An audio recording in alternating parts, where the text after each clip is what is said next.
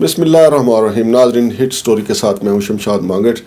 और आज की हिट स्टोरी में एक बार फिर हम नेशनल बैंक ऑफ पाकिस्तान का जिक्र करेंगे, जहां पर FIA की टीम ने रेड किया और वहां से काफ़ी रिकॉर्ड जो है उन्होंने कब्जे में लिया है। इब्तदाई तौर पे ये बताया जा रहा था चूँकि FIA ने इसकी तहकीकात शुरू की हुई हैं, जो नेशनल बैंक का जो साइबर अटैक वहाँ पे हुआ था और बेशुमार उनका जो डाटा हैक हुआ था, उस हवाले से FIA ने वहाँ पे छापा मारा। लेकिन बाद अज़ां हमारा रब्ता हुआ नेशनल बैंक के सदर जनाब आरिफ उस्मानी साहब ने, उन्होंने कहा कि नहीं, ये साइबर अटैक के हवाले से FIA ने छापा नहीं मारा, बल्कि हेज़कोल के हवाले से जो इंक्वायरी चल रही थी उस हवाले से ये छापा मारा गया है। नाज़रीन, मैं आपको ये बताता चलूँ कि हेज़कोल का जो मामला है वो 23 अरब रुपए के कर्जे माफ़ के हवाले से ये मामला है कि 23 अरब रुपए का उनको कर्जा दिया गया था, जिसे माफ़ किया गया। बल्कि कुछ जो रिपोर्ट सामने आई थी उसमें यह कहा गया था कि 5 अरब रुपए माफ़ करके बाकी का कर्जा रीशेड्यूल कर दिया गया। तो नाज़रीन, ये देखें, जैसा कि हमारे वज़ीर आज़म इमरान खान कहते हैं कि ताकतवर के लिए कोई कानून नहीं है। आप यहाँ पे देखें कि हेज़कोल एक बड़ी कंपनी है जिसने 23 अरब रुपया हमारे कौमी बैंक से निकलवा लिया कर्जे के नाम पे और 5 अरब रुपया माफ़ भी करवा लिया। FIA इसकी इंक्वायरी कर रही है और FIA की एक बड़ी टीम जो है बावर्दी होकर कल नेशनल बैंक ऑफ पाकिस्तान पहुंची थी, जहां पे उन्होंने आरिफ उस्मानी साहब जो बैंक के सदर हैं उनसे भी तफ्तीश की। उसके अलावा उन्होंने दीगर जो अमला है उनसे भी पूछगछ की और जो रिकॉर्ड था वो भी उन्होंने कब्जे में लिया। जनाब आरिफ उस्मानी साहब का कहना ये था कि मैंने FIA से कहा है कि जो लोग मुलव्वस हैं उनको बेशक गिरफ्तार कर लिया जाए। सवाल ये पैदा होता है कि गिरफ्तार तो कर लिया जाए, आया ये कौमी दौलत जो लूटी गई उसको वापस कौन लेगा? आप नाज़रीन जानते होंगे कि हमारे जो किसान हैं या छोटे जो कारोबारी लोग हैं, अगर थोड़ा बहुत वो बैंकों से कर्जा लेते हैं तो बैंक उनकी ज़िंदगी अजीरन कर देते हैं, बल्कि उनका जीना हराम ही कर देते हैं और उनसे कर्जे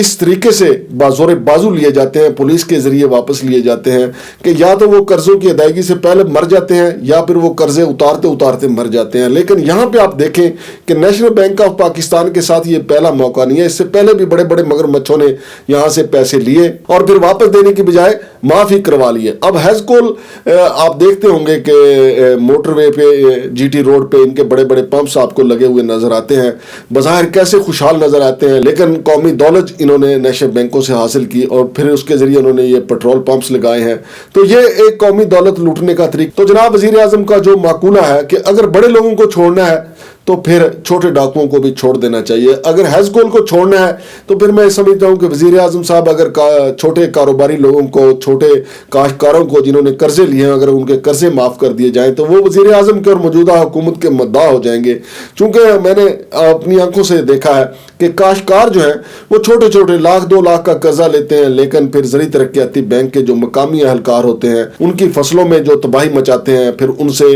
कवायद व ज़वाबित से हट के जो चीज़ें तोहफ़तन रिश्वत के तौर पे वसूल करते हैं और उनका जो आम लाइफ जो है उनकी तबाह होकर रह जाती है। और ये जब चाहे दनदनाते हुए काश्तकारों के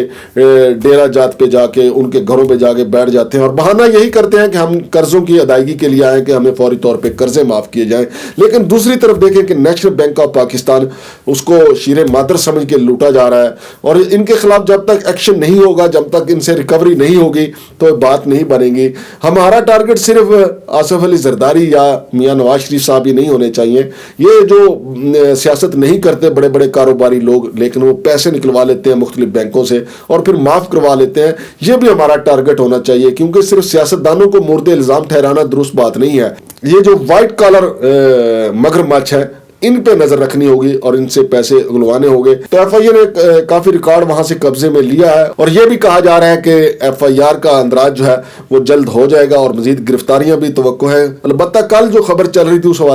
ये कहा जा रहा था कि 3 अफराद को, 3 बैंक मुलाजमीन को गिरफ्तार किया गया है, लेकिन तस्दीक नहीं हो सकी। अलबत्ता ये तवक्को जरूर की जा रही है कि जल्द गिरफ्तारियां होंगी। और नाज़रीन, आपको ये भी बताता चलूँ कि जो नेशनल बैंक के सदर हैं आरिफ उस्मानी साहब, उनको इस्लामाबाद हाई कोर्ट के सिंगल बेंच ने नाअहल करार दे दिया था, लेकिन बाद फिर 2 रुकनी बेंच ने उनके केस की समाअत की थी, जिसका फैसला अभी महफूज है। और कहा यह जा रहा है, शुनीद है कि जनवरी के आखिरी हफ्ते में वो फैसला आ जाएगा कि आया वो इस ओहदे के लिए अहल हैं या नहीं है। और इसके साथ जुड़ी हुई एक और खबर भी है कि 25 जनवरी को صدر نیشنل بینک جناب عارف عثمانی کو لاہور ہائی کورٹ نے طلب کیا ہوا ہے، اور وہاں پہ معاملہ ہے ریجنل ہیڈ جو ہیں یہاں اسلام آباد کے امید ایاز، ان کے حوالے سے معاملہ ہے، ان کی لوٹ کھسوٹ کے حوالے سے معاملہ ہے، پھر ان پہ کئی طرح کے الزامات لگے ہوئے ہیں جس کی سماعت جو ہے وہ 25 جنوری کو لاہور ہائی کورٹ میں ہوگی، اور ان پرسن جو ہے جناب عارف عثمانی کو لاہور ہائی کورٹ نے طلب کیا ہوا ہے۔ اور امید ایاز جو ریجنل ہیڈ اسلام آباد ہیں، اس حوالے سے جو ٹریڈ یونین ہے national bank of Pakistan Karachi کی، انہوں نے ایک وائٹ پیپر بھی جاری کیا ہے، اور اس میں بھی کافی سنگین الزامات ہیں جو میں آپ کو بتاتا ہوں۔ National bank trade union federation headquarter Karachi نے یہ الزام عائد کیا ہے کہ امید ایاز جو ہے وہ 22 کروڑ روپے کے فراڈ میں ملوث ہیں، اور ضمانت پر نیب سے وہ اس وقت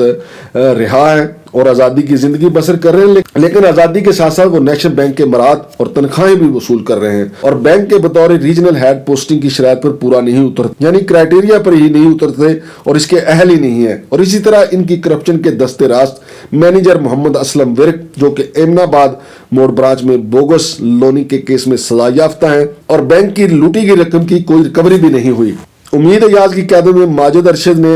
عابد طفیل سابق سزا یافتہ کشمیر رائٹس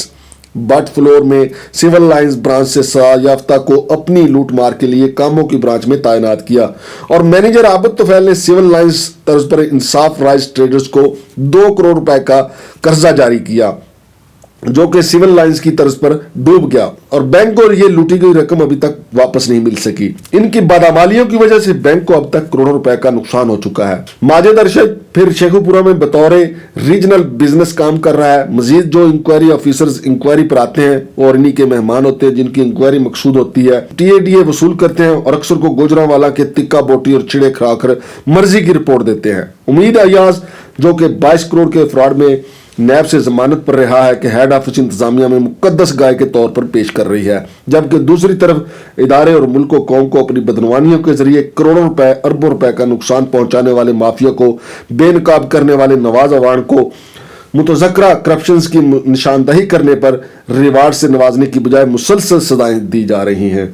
تو ناظرین، سچ بولنا چونکہ جرم ہے، اور نواز عوان نے یہ جرت کا مظاہرہ کیا ہے، اور عوانوں کو یہ زیب بھی دیتا ہے کہ وہ جرت کا مظاہرہ کریں اور سچ بولیں، لہٰذا نواز عوان نے نیشنل بینک میں بیٹھی ہوئی کالی بیڑوں کی نشاندہی کی، بلیک شیپس کا انہوں نے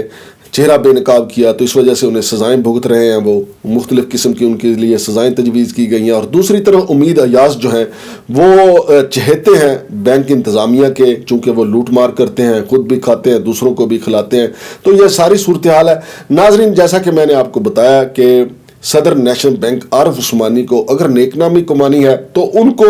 یہ ساری کالی بیڑیں جو ہیں ان کے خلاف ایکشن لینا ہوگا، لیکن وہ خود بھی الزامات کی زد میں ہیں۔ اب دیکھتے ہیں کہ یہ ساری بلیک شیپس جو ہیں وہ کب قانون کے شکنجے میں آتے ہیں، لیکن فی الحال تو وہ قانون کی چھتری کے نیچے ہیں۔ اب عدالت کا جو فیصلہ آئے گا اس کے بعد ہی عارف عثمانی کے مستقبل کا تعین ہو سکے گا۔ اور ناظرین، امید ایاز چونکہ اسلام آباد میں آپ بیٹھتے ہیں، ان کے حوالے سے بے شمار خبریں ہیں، وہ بھی آپ کو ساتھ ساتھ آگاہ کریں گے۔ اور بتایا جا رہا ہے کہ کنٹریکٹ پر رکھے جانے والے بڑے بڑے عہدوں پہ ملازمین کو ان کو VIP فارچونر گاڑیاں اور اس کے علاوہ بڑے بڑے تنخواہیں دی جا رہی ہیں، اور ایسی اطلاعات بھی آئی ہیں کہ جو ملازم نئے رکھے جاتے ہیں کنٹریکٹ پر ان کو بینک جو ہے وہ گھر بنانے کے نام پہ لون دیتا ہے، پھر وہ